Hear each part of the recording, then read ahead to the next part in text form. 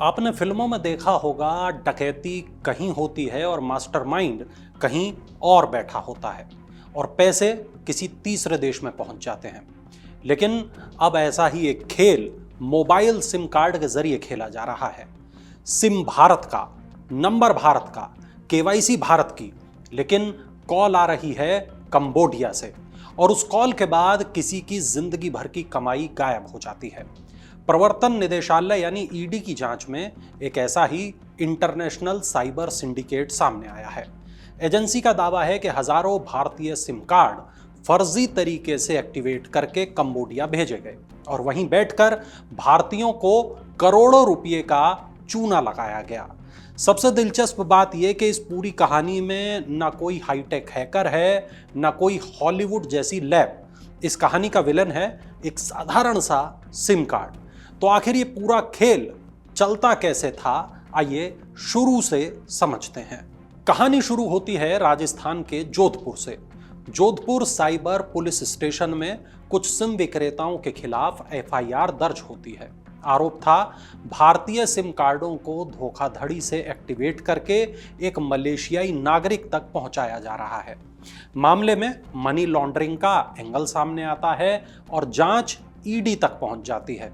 इसके बाद 5 जून को ईडी की जयपुर क्षेत्रीय टीम राजस्थान के किशनगढ़, नागौर और जोधपुर के साथ पंजाब के लुधियाना में कुल 7 जगहों पर छापेमारी की कार्रवाई करती है। छापेमारी में दस्तावेज मिलते हैं, डिजिटल सबूत मिलते हैं, इलेक्ट्रॉनिक उपकरण मिलते हैं, 14 मोबाइल फोन जब्त होते हैं और करीब 30 बैंक खातों की पहचान होती है।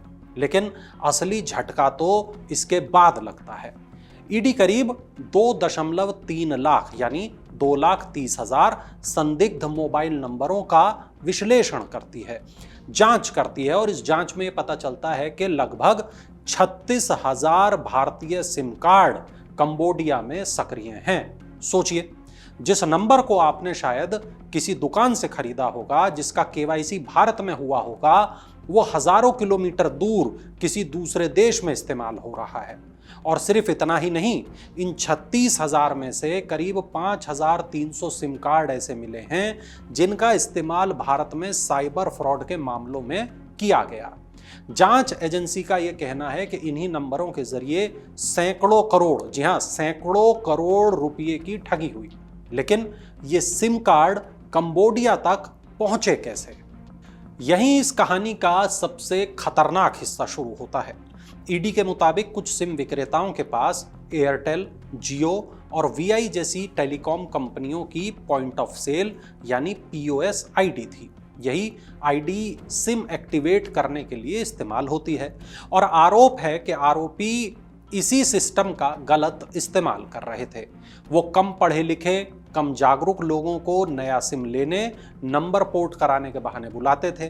ग्राहक अपना आधार लाता था, दस्तावेज लाता था, बायोमेट्रिक देता था। उसको लगता था कि उसका सिम एक्टिवेट हो रहा है, लेकिन उसी वक्त, उसी समय उसके नाम पर एक और सिम चालू कर दिया जाता था जिसकी जानकारी उसे कभी नहीं होती थी। ये ठीक ऐसा है जैसे मान लीजिए कि आप एक दुकान पर गए नया सिम कार्ड लेने, आपने अंगूठा लगाया, सिम लिया, घर आ गए, आपको लगा काम खत्म, लेकिन उसी समय आपके नाम पर एक दूसरा सिम, एक पैरेलल सिम चालू हो गया जिसकी खबर आपको कभी मिली ही नहीं। यानी पहचान आपकी, सिम आपके नाम का, कंट्रोल किसी और के हाथ में। जांच में सामने आया कि राहुल कुमार झा, मोहम्मद शरीफ, संदीप भट्ट और कुछ अन्य सिम विक्रेताओं, प्रकाश भील, राम अवतार राठी, हरीश मालाकार, हेमंत पवार, ऐसे तमाम लोग मिलकर ऐसे सैकड़ों सिम कार्ड एक मलेशियाई नागरिक को इन्होंने सप्लाई किए।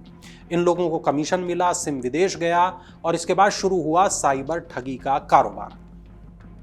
ईडी के मुताबिक कंबोडिया में बैठे लोग इन्हीं भारतीय नंबरों से व्हाट्सएप कॉल करते थे और पूरे भारत में साइबर धोखाधड़ी को अंजाम देते थे। यानी स्क्रीन पर दिखने वाला जो नंबर होता था वो भारतीय था, लेकिन कॉल ऑपरेट जो हो रही थी वो हो रही थी कंबोडिया से। ईडी का कहना है कि कंबोडिया से जुड़े साइबर ठगी नेटवर्क के कई मामलों में डिजिटल अरेस्ट जैसी घटनाएं सामने आई हैं। यानी वही तरीका, पहले डर पैदा करो, फिर खुद को अधिकारी बताओ और फिर पैसे ट्रांसफर करा लो। इस पूरे नेटवर्क में मोबाइल नंबर सबसे अहम हथियार बन गया। इसी दौरान ईडी ने एक और कार्रवाई की। पंजाब में, उत्तर प्रदेश में भारत और कंबोडिया से संचालित एक कथित मानव तस्करी गिरोह के खिलाफ भी तलाशी अभियान चलाया गया। एजेंसी के मुताबिक इस गिरोह पर मानव तस्करी, साइबर धोखाधड़ी और अन्य अवैध गतिविधियों में शामिल होने का संदेह है। ये जांच दिल्ली पुलिस की एफआईआर और चार्जशीट के आधार पर शुरू की गई। ईडी का यह कहना है कि कुछ लोग भारतीय भर्ती एजेंट बनकर विदेश में नौकरी दिलाने का झूठा वादा करते थे और लोगों को कंबोडिया भेजने में मदद करते थे।